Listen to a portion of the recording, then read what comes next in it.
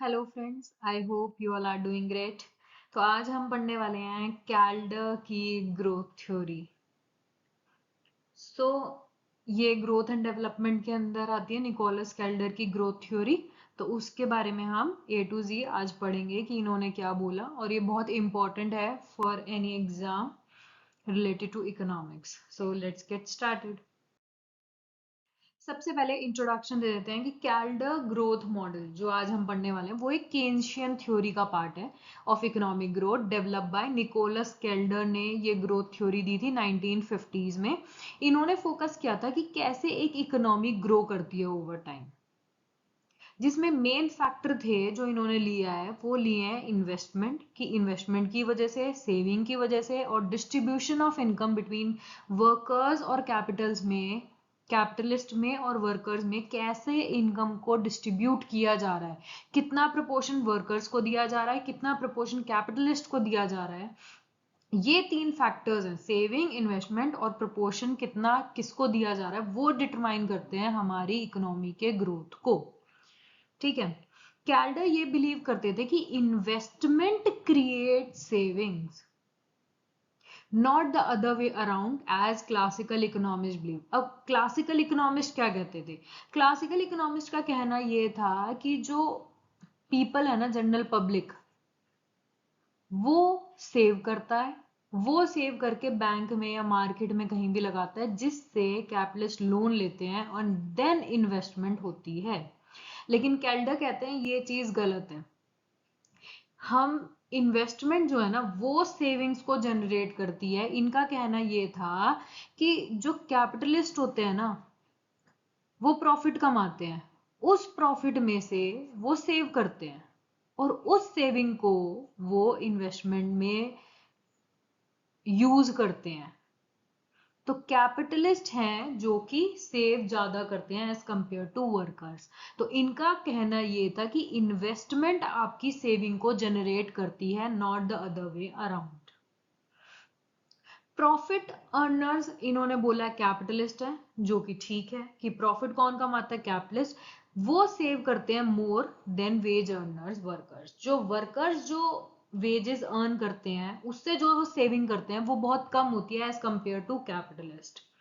फिर इन्होंने कहा इनकम का डिस्ट्रीब्यूशन, इनकम को कैसे बांटा जा रहा है, who gets what share of income, वो भी अफेक्ट करता है कि कितना सेविंग होगी। अगर आप ज्यादा इनकम का प्रोपोर्शन, लार्जर प्रोपोर्शन लेट से ये कैपिटलिस्ट के पास है, तो जितना ज्यादा प्रोपोर्शन कैपिटलिस्ट के पास होगा उतनी ज्यादा सेविंग होगी, एंड वाइस वर्सा, जिसकी वजह से आपकी इकोनॉमी की ग्रोथ भी इंपैक्ट करेगी। अब चलते हैं हम कैल्डर निकोलस की ग्रोथ थ्योरी, उसके बारे में थोड़ा सा। अभी हमने इंट्रो पढ़ लिया है कि उनका कहना क्या था, कौन किस चीज को इम्पैक्ट करता है।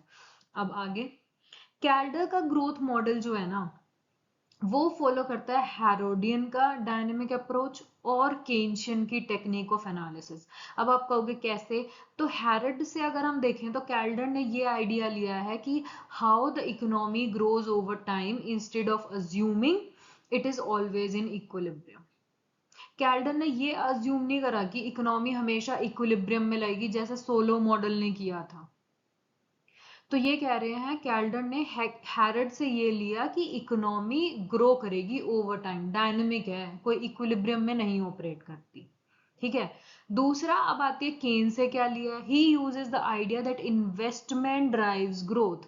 केन्स भी यही कहते थे जितना इन्वेस्टमेंट होगा उतनी ग्रोथ होगी। तो कैल्डर ने ये आइडिया इनसे लिया कि इन्वेस्टमेंट से ग्रोथ होती है and income distribution affect saving, और कैसे हम पूरी इकोनॉमी की इनकम को डिस्ट्रीब्यूट कर रहे हैं वो हमारी सेविंग्स को अफेक्ट करती है और इन टर्न लास्ट में अफेक्ट करेगी हमारी इन्वेस्टमेंट को।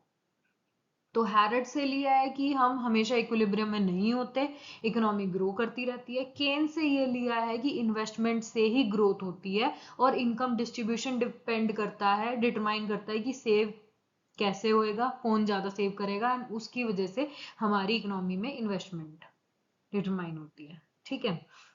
अनलाइक नियो क्लासिकल मॉडल्स, जैसे नियो क्लासिकल में आप वो कह सकते हो Solow Swan model, Kaldor did not treat technological progress as something happening outside the model. अब ये चीज देखने वाली है कि कैल्डर ने ये कहा है कि टेक्नोलॉजिकल जो प्रोग्रेस है ना, वो एक एक्सोजिनस फैक्टर नहीं है, वो एंडोजिनस है। मींस हमारी with in the system he technology upgrade हम कर सकते हैं। वो ये नहीं है कि कोई थर्ड पार्टी आके टेक्नोलॉजी का यूज करेगी, हम खुद भी कर सकते हैं। ठीक है, तो डिड नॉट ट्रीट टेक्नोलॉजी को, उन्होंने ये नहीं माना कि वो आपके मॉडल से बाहर है, आप नहीं कर सकते टेक्नोलॉजिकल। इंस्टेड ही try to show that technological progress link है आपके कैपिटल एक्यूमुलेशन से, यानी कि आपका जो प्लांट मशीनरी ये वो जो एक्यूमुलेशन हो रहा है, आपका जो स्टॉक बढ़ रहा है, वो लिंक है आपके टेक्नोलॉजिकल प्रोग्रेस से, जो कि एंडोजिनस है ना कि exogenous. So as the economy जैसे जैसे इन्वेस्ट ज्यादा करती है तो वो ज्यादा प्रोडक्टिव होती जाती है। आई होप यहां तक कोई डाउट नहीं है। आगे चलते हैं। अब आ जाते हैं अजम्पशंस पे। तो हर एक मॉडल की अजम्पशन होती है, तो ऐसे ही कैल्डर हिक्स की भी है, निकोलस कैल्डर ये इस मॉडल की भी है। तो इन्होंने सबसे पहले लिया है कि इकोनॉमी जो है ना वो क्लोज्ड है, there is no import no export, closed economy है एंड फुल एम्प्लॉयमेंट है। मतलब जिन लोगों को जॉब चाहिए उनके पास है, लेकिन फुल एम्प्लॉयमेंट का मतलब ये भी होता है कि इसमें फ्रिक्शनल और स्ट्रक्चरल अनएम्प्लॉयमेंट तो हमेशा होती है, उसको छोड़ के वैसे इकोनॉमी फुल एम्प्लॉयड है। वर्कर्स को आपको वेजेस मिलते हैं, कैपिटलिस्ट अपना प्रॉफिट अर्न करते हैं, सिंपल। दो सेक्टर्स हैं, वर्कर्स और कैपिटलिस्ट, कोई गवर्नमेंट नहीं है, कोई कुछ नहीं है, ना एक्सपोर्ट है ना इंपोर्ट है, सिर्फ वर्कर्स है और कैपिटलिस्ट है। इसलिए इन्होंने इनकम डिस्ट्रीब्यूशन में यही बोला है कि कितना शेयर आप वर्कर्स को देते हो, कितना शेयर आप कैपिटलिस्ट को देते हो, वही डिटरमाइन करता है आपकी इनकम कितनी होगी, आपकी इकोनॉमी कैसे ग्रो करेगी।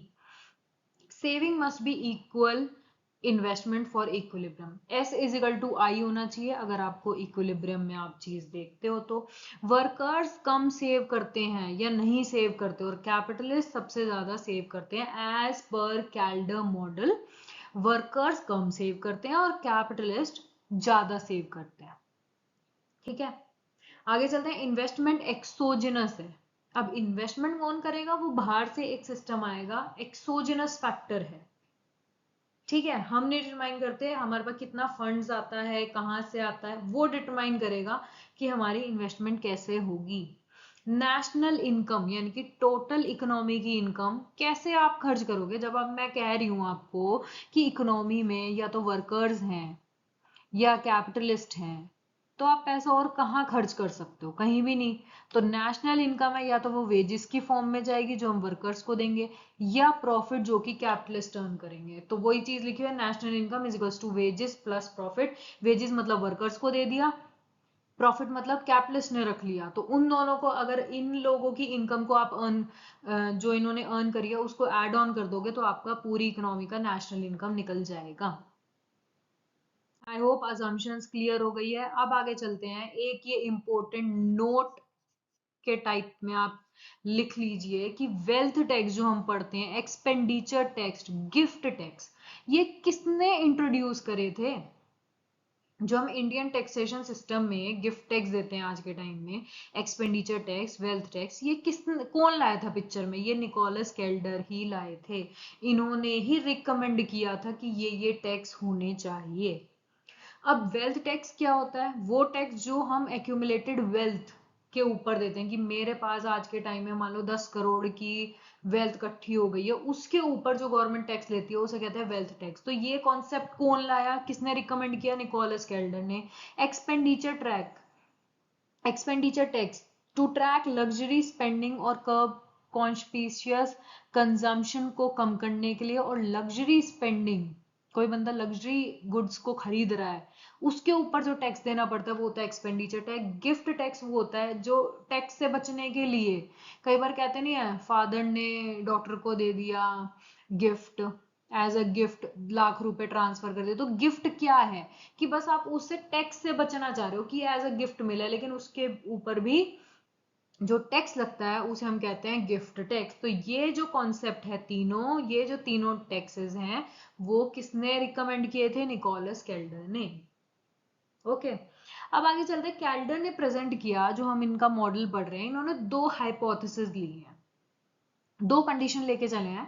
पहले ये कह रहा है मान लो कि कांस्टेंट वर्किंग पॉपुलेशन है, यानी कि जो आप लेबर वर्कर्स को लेके चल रहे हो ना कि ये लोग काम कर रहे हैं, वो कांस्टेंट है, वो बढ़ ही नहीं सकते। दूसरा है कि हम अलाउ कर रहे हैं कि अब पॉपुलेशन भी ग्रो कर रही है। तो सबसे पहले हम बात कर लेते हैं कांस्टेंट वर्किंग पॉपुलेशन की। तो हाइपोथेसिस नंबर 1 जहां पे कांस्टेंट वर्किंग पॉपुलेशन है, इसका क्या मतलब समझते हो कि वर्किंग पॉपुलेशन कांस्टेंट है, मींस लेबर फोर्स जो है आपकी, जो या तो एम्प्लॉयड है या अनएम्प्लॉयड है, वो फिक्स है, नाम से ही पता चल रहा है। फिर इन्होंने कहा कि अगर अगर मैं आपसे कहूं लेबर और कैपिटलिस्ट ही हैं और लेबर मैं फिक्स ले रही हूं, तो ग्रोथ किस पे डिपेंड करेगी, आप अपने आप खुद ही सोच लो। जब मैं कह रही हूँ एक लेबर है और कैपिटलिस्ट है, थर्ड कोई फैक्टर है ही नहीं, और लेबर को मैं मान के चल रही हूँ अगर वो फिक्स है, तो हर एक चीज जो भी ग्रोथ हो रहा है इकोनॉमी में, वो किसकी वजह से हो रहा है, कैपिटलिस्ट की वजह से ना। तो मतलब जो भी ग्रोथ हो रहा है, या तो वो कैपिटल एक्यूमुलेशन की वजह से, यानी कि इन्वेस्टमेंट हम कर रहे हैं, या सेविंग्स की वजह से हो रहा है, या इनकम डिस्ट्रीब्यूशन, जो भी वेजेस और प्रॉफिट के बीच में कैसा भी डिस्ट्रीब्यूशन हो रहा है, उसके ऊपर हमारी ग्रोथ डिटरमाइन कर रही है। ओके, तो आउटपुट अगर इंक्रीज हो रहा है तो वो तभी हो रहा है क्योंकि कैपिटल इंक्रीज हो रहा है, क्योंकि लेबर तो फिक्स है। तो अगर आपकी क्यू बढ़ रही है, कीपिंग एल कांस्टेंट, तो ऑफ कोर्स है ना के बढ़ा, तभी तो आउटपुट बढ़ेगा। फोकस है how income is divided, wages versus profit में कितना आपने वेजेस के फॉर्म में दिया है पैसा, कितना आपने प्रॉफिट की फॉर्म में दिया है, वो डिटरमाइन करता है, वो सपोर्ट करता है कि सेविंग कितनी होएगी और इन्वेस्टमेंट कितनी हो पाएगी। अब मैं कह रही हूँ 100 में से if you are paying 80 rupees to labour and 20 to capitalist, तो जितनी ज्यादा कम इनके पास सेविंग्स रहेगी, तो उतनी ज्यादा ही इन्वेस्टमेंट कम होगी, इकोनॉमी ग्रो कम होगी, क्योंकि ये अज्यूम करके चल रहे हैं कि कैपिटल ज्यादा सेव करते हैं और लेबर कम करते हैं। और यहां पर लेबर का प्रोपोर्शन सेम है, मतलब फिक्स रखा गया है। तो ये मैटर करता है कहां पे फिक्स रखा गया है, कि इनकम डिस्ट्रीब्यूशन का 50-50 पे फिक्स रखा है, या ज्यादा लेबर के पास है या ज्यादा कैपिटल के पास है, वो डिटरमाइन करेगा कि आपकी ग्रोथ कितनी होगी, आपकी इन्वेस्टमेंट कितनी होगी। इस केस में पर कैपिटा इनकम या टोटल इनकम, कुछ भी ले लो, एक पर्सन की इनकम या टोटल इकोनॉमी की income, both rise only through, किसकी वजह से राइज करेगी, कैपिटल की वजह से, क्योंकि हम बोल रहे हैं बार बार लेबर सेम है, लेबर सेम है, लेबर कांस्टेंट है, तो वही है। तो कैसे बढ़ सकती है, कैपिटल की वजह से, या उसमें आप उसका कुछ बेटर यूज कर रहे हो, लाइक टेक्नोलॉजिकल अपग्रेडेशन लाए एंड सो ऑन।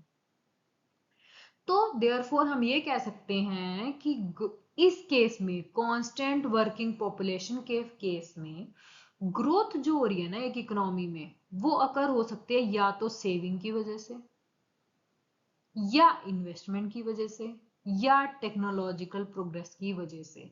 तो इन्होंने 3 फंक्शन दिए हैं अंडर कांस्टेंट वर्किंग पॉपुलेशन। सबसे पहला सेविंग फंक्शन, फिर दिया है इन्वेस्टमेंट फंक्शन, और तीसरा दिया है टेक्नोलॉजिकल प्रोग्रेस फंक्शन, बिकॉज ये ही 3 चीजें हैं जिसकी वजह से एक इकोनॉमी ग्रो कर सकती है। ओके, आगे चलते हैं। सबसे पहले हम ले लेते हैं सेविंग फंक्शन। अगर मैं आपको कहूं आपको एक इकोनॉमी की सेविंग निकालनी है, आप कैसे निकालोगे, आपकी नेशनल इनकम में आ रहा है, या तो आप वेजेस में दोगे या आप प्रॉफिट में दोगे, क्योंकि या तो कैपिटलिस्ट है या लेबर है। और मैं कह रही हूँ आपको टोटल सेविंग निकालनी है, तो आप ये देखोगे कि वर्कर्स ने कितना सेव किया है ना। फिर आप देखोगे प्रॉफिट में से कितना सेव हुआ है, ऐसे ही निकलेगा। तो इसको, इस इक्वेशन को देखो, अब इसमें क्या है, यहां पर इन्होंने पीटी लिया है, ये है टोटल सेविंग, इकोनॉमी की हमें सेविंग निकालनी है, तो एसटी है टोटल सेविंग, अगर मैं किसी भी करंट ईयर की मान लो बात कर रही हूँ। पीटी है प्रॉफिट, कैपिटलिस्ट कितना प्रॉफिट अर्न करते हैं उसका एक प्रोपोर्शन सेव करेंगे, वो अल्फा है। फिर पूरी जो नेशनल इनकम है उसमें से अगर मैं प्रॉफिट को हटा दूं तो क्या बचा, वेजेस ही तो बचा, ये क्या है, तो ये बन गई हमारी वेजेस। अब वेजेस का भी कुछ प्रोपोर्शन आप सेव करोगे, वो है बीटा, और इन दोनों का जब ऐड ऑन कर दोगे तो ये आपका बन जाएगा टोटल सेविंग। इट मीन्स अगर मैं आपसे कहूं कि प्रॉफिट पीटी है आपका, तो कुछ ना कुछ सेव करोगे आप इसमें से, प्रॉफिट वाले जो कैपिटलिस्ट हैं वो भी सेव करेंगे। लेट से अल्फा सेव कर रहे हैं। अब मेरे को निकालना है वेजेस कितनी है। मैं कह रही हूँ टोटल इनकम में से, टोटल इनकम जो है हमारी, या तो मैं वेजेस दूंगी या मैं प्रॉफिट में। तो अगर मैं प्रॉफिट को हटा देती हूँ तो मेरी वेजेस तो निकल गई। अब उसका भी वर्कर्स भी तो सेव करेंगे, मान लो वो बीटा कर रहे हैं, तो यही इक्वेशन ये लिखी हुई है। तो टोटल सेविंग क्या हुई, सेविंग बाय कैपिटलिस्ट यानी कि प्रॉफिट का शेयर, और यहां पर आ गया वेजेस। वेजेस को हमने डायरेक्टली WT लिखने की बजाय, हमें जब ये पता है कि YT आपकी प्रॉफिट प्लस समथिंग वेजेस है, तो WT की जगह मैं YT माइनस PT भी तो लिख सकती हूं। तो वही मैंने यहां पे लिख दिया, और इनटू बीटा की उस पूरा वेजेस को थोड़ी आप सेव कर लोगे, उसका एक प्रोपोर्शन सेव करोगे। अब कह रखा है कि अल्फा और बीटा की वैल्यू 0 और 1 के बीच में लाई करेगी। अब ये तो कुछ नया कॉन्सेप्ट नहीं है, ये तो हम 11th-12th में पढ़ते हुए आ रहे हैं कि MPC MPS की वैल्यू 0 और 1 के बीच में लाई करती है। अब क्यों लाई करती है, क्योंकि या तो पर्सन पूरा सेव कर लेगा तो 1 हो जाएगी मैक्सिमम। अगर मैं कह रही हूं आपसे MPC MPS, मैं कह रही हूँ MPS होता क्या है, MPS क्या होता है, MPS होता है delta S by delta y, यानी कि आपकी इनकम के चेंज होने पे आप कितना प्रोपोर्शन सेविंग में चेंज कर रहे हो। लेट्स से मेरी इनकम 100 से बढ़ गई, क्या हो सकता है, मैं ज्यादा से ज्यादा कितनी सेविंग बढ़ा सकती हूँ 100 की। अगर मैं टोटल सेविंग पूरी ही बढ़ा दूं, मेरी आज सैलरी 100 से बढ़ी है, मैंने सेव कर लिया सारा, मैं खर्च ही नहीं कर रही, तो इसकी मैक्सिमम वैल्यू कितनी आ सकती है 1। या हो सकता है मेरी 100 बढ़ गई लेकिन मैं सारा कंजम्पशन में लगा रही हूँ, सेव में 0 कर रही हूँ, तो 0 हो सकता है। यानी कि MPS की मैक्सिमम वैल्यू 1 हो सकती है और मिनिमम वैल्यू 0 हो सकती है, तो वही चीज लिखी है यहाँ पे। ओके, आई होप यहाँ तक समझ आ गया होगा। अगर फिर भी कोई डाउट हो कहीं पे, प्लीज यूज कमेंट सेक्शन। इसको एक छोटा सा एग्जांपल लेके और समझ लेते हैं। मान लो एक इकोनॉमी है जिसमें टोटल इनकम इकोनॉमी की हमें पता है 1 लाख रुपए, प्रॉफिट जो है फर्म्स का वो 40,000 है, तो सेविंग वेजेस कितनी हो गई, 1 लाख में से 40,000 हमने प्रॉफिट में दे दिया, तो ऑफकोर्स है वेजेस हो गई 60,000। कैपिटलिस्ट कितना सेव कर रहे हैं, 60% सेव कर रहे हैं, तो 40,000 का 60%, तो हमने अल्फा ले लिया, मान लो 60, ये जो है अल्फा है वो 60% है, मतलब 0.6 ले लिया। वर्कर सिर्फ 10% सेव कर रहे हैं, तो मतलब 0.1। इसी को इस फॉर्मूले में डाल दो कि 60% कौन सेव कर रहा है 40,000 में से, 10% कौन सेव कर रहा है वेजेस में से, तो इन दोनों को ऐड करोगे टोटल सेविंग इकोनॉमी की निकल गई 30,000 रुपीज। आगे चलते हैं, सेकंड फंक्शन आ जाता है इनका इन्वेस्टमेंट फंक्शन। मैंने बताया था आपको ये सेविंग्स डिटरमाइन करेगी या इन्वेस्टमेंट करेगी या टेक्नोलॉजिकल प्रोग्रेस करेगी। तो हमने सेविंग पढ़ लिया, अब आ गए हम इन्वेस्टमेंट फंक्शन पे। अब इन्वेस्ट आप आज के टाइम में कितना करोगे वो किस पे डिपेंड करेगा, या पहले तो वो डिपेंड करेगा मेरी पास्ट में मेरे पास कितनी इन्वेस्टमेंट थी, पास्ट में मेरा कितना चीज है मेरे पास, उस पे डिपेंड करेगा। प्लस अभी प्रेजेंट में मान लो मैंने आज मेरे को आज सोचना है कि मैं फ्यूचर में कितना इन्वेस्ट करूं, तो पहले मैं देखूंगी मेरे पास पास्ट में कितना पड़ा है और मेरे को कितना प्रॉफिट हुआ है लास्ट ईयर, उसी से ही तो मैं आगे फर्दर इन्वेस्टमेंट की सोचूंगी। तो इन द सेम वे ये डिपेंड करता है आपके कैपिटल एक्यूमुलेशन पे कि आपका कैपिटल कितना इकट्ठा हुआ है आज तक, पहले वो बताओ। तो कैपिटल अगर मैं देखूं आज का टाइम पीरियड टी का, तो वो डिपेंड कर रहा है आपके लास्ट ईयर में, T-1 मतलब जो हम करंट ईयर की बात करें उससे पहले वाले साल का कुछ प्रोपोर्शन तो आपको चाहिए होगा। अगर मैंने पिछले साल एक मशीनरी लगाई थी, एक बिल्डिंग बनाई थी, तो ये थोड़ी है वो स्क्रैप में चली जाएगी, उसकी वैल्यू कम होगी लेकिन वो यूज में तो आएगी ना, तो ये वो चीज है जो हम यूज करेंगे। प्लस एक प्रपोर्शन जो मैं प्रॉफिट अर्न करके आई हूँ, पिछली बार मैंने पैसा तो लगाया था और मेरे को 10 लाख का फायदा भी हुआ था, वो 10 लाख का फायदा, पी मतलब प्रॉफिट, ये है प्रॉफिट, और ये है कितने कैपिटल में लगाया था आपने। 10 लाख में मान लो 2 लाख रुपए कमा लिया, तो ये क्या हो गया 0.2। इतना आपने प्रॉफिट अर्न किया है किस पे, पुरानी इनकम पे, लास्ट ईयर की इनकम पे। तो ये हमारा बताता है कि आज के टाइम में हमारा कैपिटल कितना है। और इन्वेस्टमेंट क्या होती है, चेंज इन कैपिटल स्टॉक। तो आने वाले का टाइम कि आज हम कितना लगा रहे हैं माइनस लास्ट ईयर का, वो हमारी दिखाएगा इन्वेस्टमेंट इस ईयर की। इस साल में कितना इन्वेस्ट करूंगी वो डिपेंड करता है मेरा कैपिटल स्टॉक कितना है माइनस लास्ट ईयर कितना था,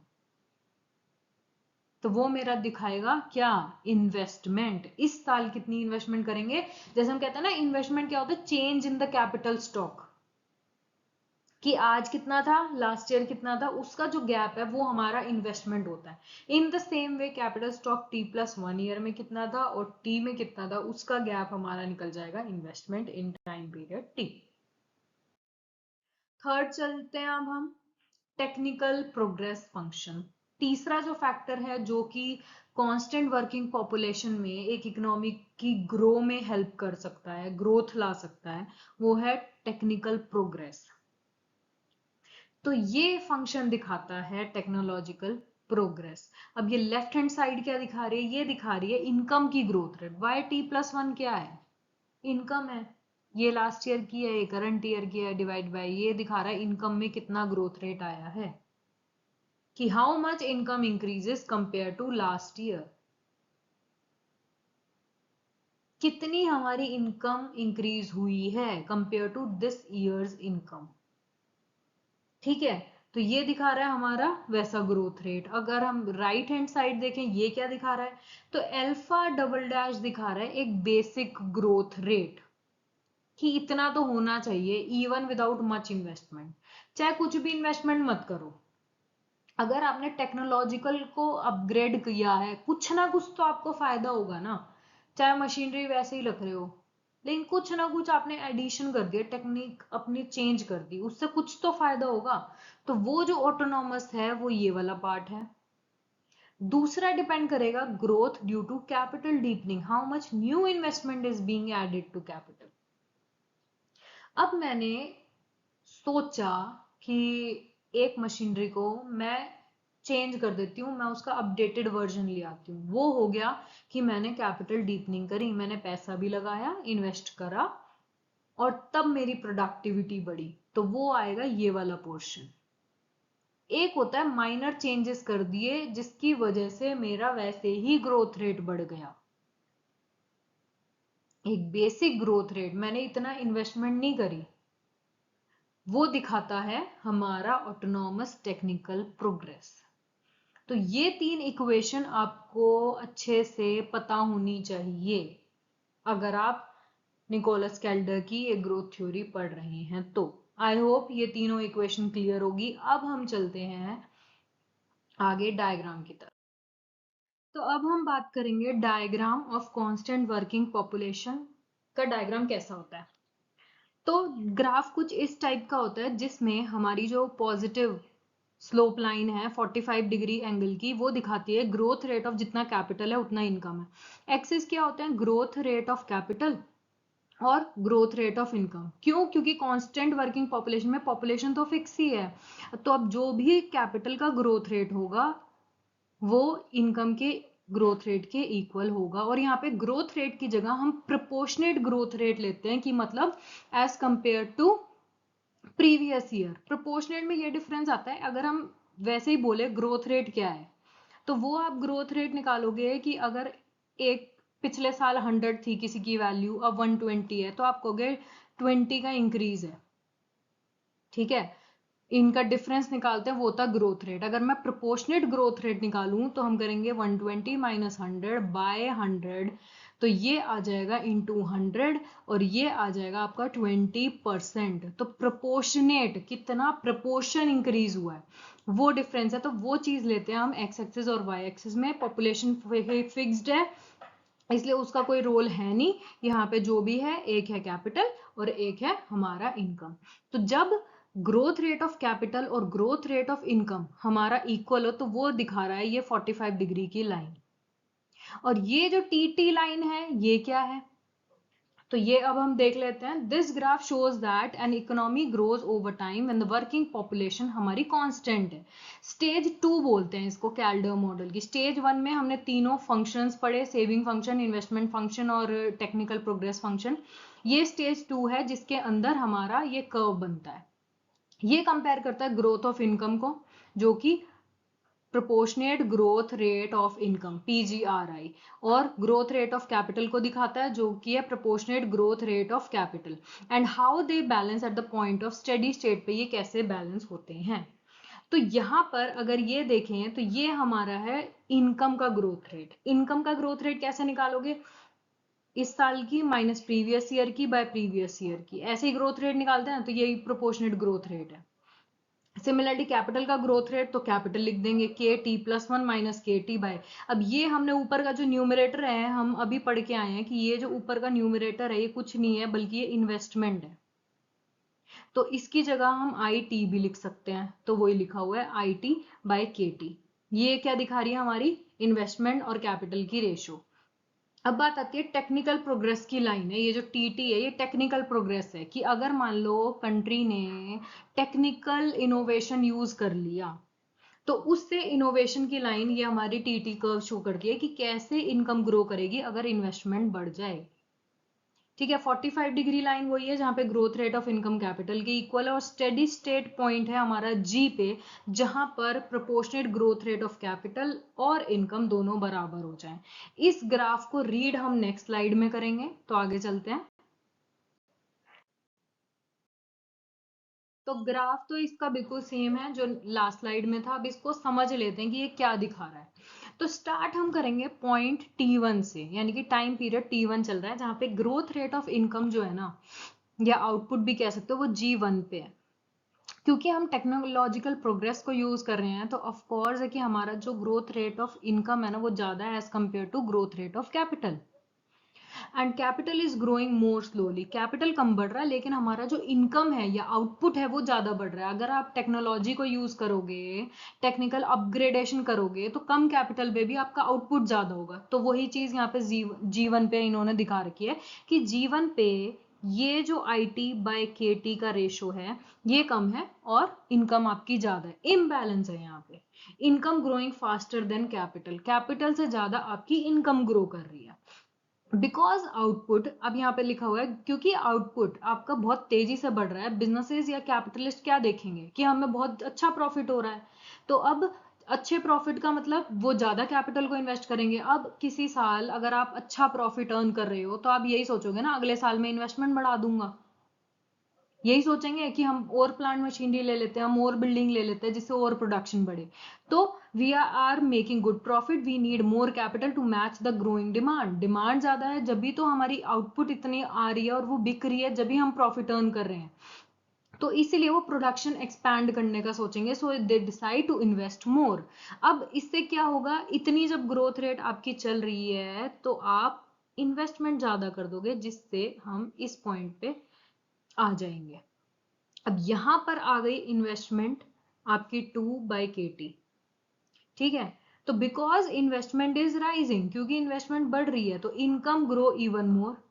अब जब आप अगले साल चाहे आप और प्लांट मशीनरी खरीद लो तो आउटपुट तो या आपकी इनकम तो और ज्यादा ही तो बढ़ेगी, ये थोड़ी है कि जितना आपने प्रोपोर्शन कैपिटल का बढ़ाया उतना ही बढ़ेगा, है ना। तो न्यू इनकम ग्रोथ रेट जो है वो G2 आएगी which is greater than G1, यानी कि अब जो ग्रोथ रेट थी पहले G1 थी, अब ग्रोथ रेट भी तो बढ़ गई। आप चाहे प्लांट मशीनरी लगा लो लेकिन टेक्नोलॉजिकल अपग्रेडेशन यूज कर रहे हो तो उसका जो रिस्पॉन्स है वो आपके कैपिटल से ज्यादा आएगा। आप चाहे नेक्स्ट ईयर और अपनी प्रोडक्शन बढ़ाने के लिए कैपिटल स्टॉक और बढ़ा लो, उस वो तो बढ़ेगा, वो तो बढ़ा रहा है, लेकिन टेक्नोलॉजी की वजह से आपका इनकम या आउटपुट और बढ़ेगा। तो इन द सेम वे यही प्रोसेस हमारा ये होगा कि G2 आया तो इन्होंने देखा कि आउटपुट ज्यादा है और इन्वेस्टमेंट कम है, अगले साल फर्म ने फिर इन्वेस्टमेंट कर दी, फिर हम इस पॉइंट पे आ गए। अब यहाँ पे जब ऑपरेट करा तब देखा जब अगले साल हुआ तो आउटपुट फिर बड़ा आ गया, हमारा इनकम फिर बड़ी आ गई। ये प्रोसेस तब तक चलता रहेगा जब हम स्टेडी स्टेट तक ना पहुंच जाएं जहां पे हमारा proportionate growth rate in capital और इनकम का ग्रोथ रेट बराबर ना हो जाए। तो इवेंचुअली ये प्रोसेस कंटिन्यू करता रहेगा। IT/KT give the same growth rate at this.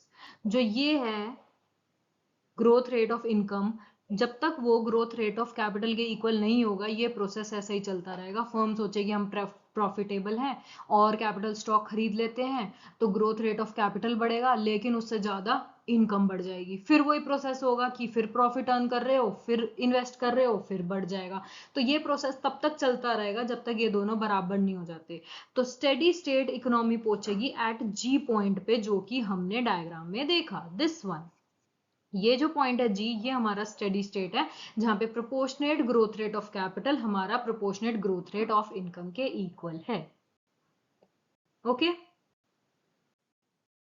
अब यहाँ पे हमारा फर्स्ट जो हाइपोथेसिस था जिसमें हम लेके चल रहे कांस्टेंट पॉपुलेशन, वो खत्म हो जाता है। अब हम आ जाते हैं हाइपोथेसिस 2 जिसमें है आपकी वर्किंग पॉपुलेशन भी ग्रो करती रहेगी एज इकोनॉमी ग्रो। तो इसमें ये आ जाएगा लेबर फोर्स इंक्रीज होती जा रही है ओवर टाइम। हमारी जो लेबर फोर्स है वो भी ओवर टाइम जैसे पहले कांस्टेंट थी अब वो भी ग्रो कर रही है। इकोनॉमी अगर फुल एम्प्लॉयमेंट मेंटेन करना चाहती है तो आउटपुट ग्रो होना चाहिए एज फास्ट एज लेबर। जितनी तेजी से लेबर बढ़ती जा रही है उसी तेजी से हमारा आउटपुट भी बढ़ना चाहिए, तभी तो फुल एम्प्लॉयमेंट होएगा ना। कि लेबर बढ़ी जा रही है, आउटपुट बढ़ेगी तो ही तो लेबर की डिमांड होएगी, तो तभी तो हम फुल एम्प्लॉयमेंट को मेंटेन कर पाएंगे। फिर नाउ रिक्वायर्ड जो ग्रोथ रेट ऑफ आउटपुट है वो हमें चाहिए मैच होनी चाहिए आपकी पॉपुलेशन से। अगर आपकी पॉपुलेशन ज्यादा बढ़ रही है, आउटपुट इतना नहीं बढ़ रहा है, तो ये तो इम्बैलेंस आ जाएगा। तो इसीलिए यहाँ पर ग्रोथ रेट इतनी होनी चाहिए कि आपके आउटपुट की ग्रोथ रेट आपके पॉपुलेशन की ग्रोथ रेट को मैच करे। So the model explore under what condition capital accumulation और सेविंग आर इनफ टू।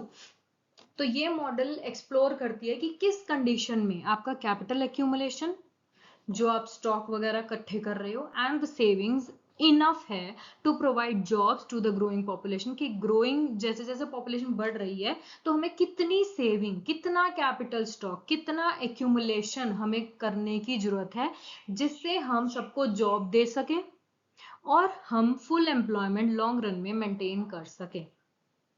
ठीक है, तो हमारा एक्सपेंडिंग पॉपुलेशन में भी एक कैल्डर ने एक डायग्राम दिया है जो कि इस तरह का दिखता है। इसमें भी x axis growth rate of income है जो पहले था, लेकिन यहाँ पर पॉपुलेशन की ग्रोथ रेट भी आ चुकी है। पहले यहाँ पे किसकी ग्रोथ रेट थी? इनकम की। अब यहाँ पे एक इकोनॉमी तभी ग्रो करेगी तब जब हम इनकम जनरेशन जो है वो पॉपुलेशन की ग्रोथ से मैच कर पाए। तो 45 डिग्री लाइन वही दिखा रही है जहां पे पॉपुलेशन की ग्रोथ रेट और इनकम की ग्रोथ रेट या आउटपुट की ग्रोथ रेट इक्वल है। अब यहाँ पे पॉपुलेशन कर्व आप देख रहे हो कि पहले ये अपवर्ड स्लोपिंग है फिर ये फ्लैट हो गया। अब आधे बच्चे सोचेंगे ये फ्लैट क्यों है, पॉपुलेशन तो बढ़ती जा रही है। तो स्टार्टिंग फेज में ये माना जाता है कि जैसे जैसे लोगों की इनकम बढ़ती है उनका स्टैंडर्ड ऑफ लिविंग इंप्रूव होता है, वो चाइल्ड और बच्चे पैदा करने लग जाते हैं, तो इसलिए पॉपुलेशन की ग्रोथ रेट आती है कि डेथ रेट कम हो जाते हैं, बर्थ रेट बढ़ जाता है। तो स्टार्टिंग में हमारा अपवर्ड स्लोपिंग होता है, लेकिन एक पर्टिकुलर पॉइंट ऑफ टाइम के बाद लोग ज्यादा लिटरेट हो जाते हैं, लिटरेसी रेट बढ़ जाता है, वो फैमिली प्लानिंग की तरफ मूव करते हैं और उन्हें पता चलता है 1 चाइल्ड 2 चाइल्ड इज इनफ। तो इन दैट फेज हम वो पहुंचते हैं जहां पे हॉरिजॉन्टल पॉपुलेशन लाइन हो जाती है। ठीक है, अब है ग्रोथ रेट ऑफ इनकम। ये हमारा वैसे ही है जैसे प्रोडक्शन फंक्शन होता है कि ग्रोथ रेट ऑफ इनकम एक स्टार्टिंग में बढ़ती है फिर थोड़ा सा उसमें भी फर्क आता जाता है। ठीक है, तो यहां पर हम स्टार्ट करते हैं पॉइंट पी से। इनकम स्टार्टिंग में कम है लोगों के पास और पॉपुलेशन की ग्रोथ हो रही है, स्लोली हो रही है, but as the income increases population की जो पॉपुलेशन है वो भी ग्रो करने लगे। जो कि मैं बता रही हूँ स्टार्टिंग में जब लोगों की इनकम बढ़ती है तो लोगों का स्टैंडर्ड ऑफ लिविंग इंप्रूव होता है, बर्थ रेट बढ़ जाता है, डेथ रेट कम हो जाता है। इस चीज की वजह से हमारा अपवर्ड स्लोपिंग पॉपुलेशन कर्व होता है। फिर अगर हम एल से ई में देखें, पॉइंट एल पे क्या है कि यहाँ पर दोनों चीज बराबर है, आपकी पॉपुलेशन भी और आपकी इनकम की ग्रोथ रेट भी क्योंकि ये 45 डिग्री पे इंटरसेक्ट कर रही है। ई पॉइंट पे अगर हम देखें तो यहाँ पे पॉपुलेशन की ग्रोथ रेट, ठीक है, as the economy progresses the growth rate of income increases faster than after E. E के बाद यानी कि इस वाले फेज में आपकी इनकम की ग्रोथ रेट ज्यादा है, पॉपुलेशन की कम है। तो यहाँ पे पहुंच जाए तो एक कंट्री एक अच्छे लेवल पे है जहां पे उसकी इनकम की ग्रोथ रेट उसकी पॉपुलेशन से ज्यादा है। लेकिन आप ये भी कह सकते हो, ये भी कोई बुरा पॉइंट नहीं है, जहां पर स्टेडी स्टेट है, जहां पे पॉपुलेशन की जितनी ग्रोथ हो रही है उतनी ही आपकी इनकम की भी ग्रोथ रेट हो रही है। तो ये फेज भी अच्छा है, this is the good news कि पर कैपिटा जो इनकम है वो राइज हो रही है, people are becoming better off. After point E में क्या दिख रहा है हमें यहाँ पे कि इनकम ज्यादा बढ़ रही है, पॉपुलेशन कम ग्रो कर रही है, तो ये अच्छी है क्योंकि आपकी पर कैपिटा इनकम ज्यादा बढ़ रही है और पीपल बेटर ऑफ हो रहे हैं। अब ये चीज ना लेस डेवलप्ड कंट्रीज के लिए अच्छी नहीं है, क्योंकि ये जो इन्होंने प्रोसेस बताया ना कि पहले पॉपुलेशन बढ़ जाएगी फिर फ्लैट हो, ये हम ना इतना स्मूथली एक्चुअल में होता नहीं है। क्यों? बिकॉज उनके पास एलडीसीज की बात करें तो उनके पास लिमिटेड लैंड है, लिमिटेड कैपिटल है, तो वो प्रोडक्शन इतनी तेजी से नहीं बढ़ा सकती जितना आपने शो कर दिया। Can not absorb technical progress, जो आप कह रहे हो टेक्नोलॉजिकल प्रोग्रेस हम अटेन कर लेंगे और उससे इतनी प्रोडक्शन बढ़ा देंगे, इतना आउटपुट बढ़ा देंगे, ये इतनी क्विकली नहीं हो सकता है। And rapid population growth slow down income growth. LDCs में, लीस्ट डेवलप्ड कंट्रीज में, उसमें इतने लिटरेट पीपल थोड़ी होते हैं कि वो पॉपुलेशन कंट्रोल कर रहे हैं। वो एक फेज आएगा आने वाले टाइम में, लेकिन अभी फिलहाल के लिए यू कांट से कि पॉपुलेशन की ग्रोथ कम हो जाएगी और इनकम की ग्रोथ बढ़ जाएगी। इस फेज में कंट्रीज जब जाती है जब वो डेवलप्ड होने लग जाती है कि आपकी पॉपुलेशन ग्रोथ अब स्टेबल हो चुकी है, अब आपको इनकम और आउटपुट पर ध्यान देना है। लेकिन एलडीसीज में पॉपुलेशन तेजी से बढ़ती है एज कंपेयर टू आपकी आउटपुट और इनकम। तो यही पूरा मॉडल है जो कैल्डर ने बताया कि एक कंट्री को ग्रो करने के लिए सेविंग्स की रिक्वायरमेंट होती है, जिसका मेन सोर्स आता है इन्वेस्टमेंट के थ्रू, जो कि फर्म्स करती है। सेव दोनों करते हैं, लेबर भी करती है, कैपिटलिस्ट भी करते हैं, लेकिन मेजर रोल कैपिटलिस्ट का होता है क्योंकि वो ज्यादा प्रॉफिट अर्न करते हैं। ठीक है। फिर इन्होंने कहा एक कंट्री तभी डेवलप हो सकती है जब आपका जो पॉपुलेशन की ग्रोथ रेट है ना, उससे आप अपने आउटपुट की ग्रोथ रेट देखो। अगर इनकी दोनों की ग्रोथ रेट सेम है तो हम स्टेडी स्टेट पे हैं। अगर पॉपुलेशन ज्यादा है तो ये अच्छी नहीं है इकोनॉमी के लिए, वो इतना ग्रो नहीं करेगी। लेकिन अगर पॉपुलेशन से ज्यादा हमारी इनकम ग्रो कर रही है, वो बेटर है एक कंट्री के लिए। सिंपल चीज है, ये चीज हमें भी पता है, लेकिन इन्होंने थोड़े से टर्म्स और ये डायग्राम्स वगैरह देके मॉडल कॉम्प्लिकेटेड कर दिया है। अदरवाइज श्योर है, शॉर्ट मॉडल है, इतना कुछ ज्यादा है नहीं। इक्वेशंस दे दिए हैं, वो आप दोबारा रीड आउट कर लेना, आपको समझ आ जाएगी। सो थैंक यू, आज की वीडियो में इतना ही। अगर फिर भी कोई डाउट है please use comment section and have a great day. Bye bye.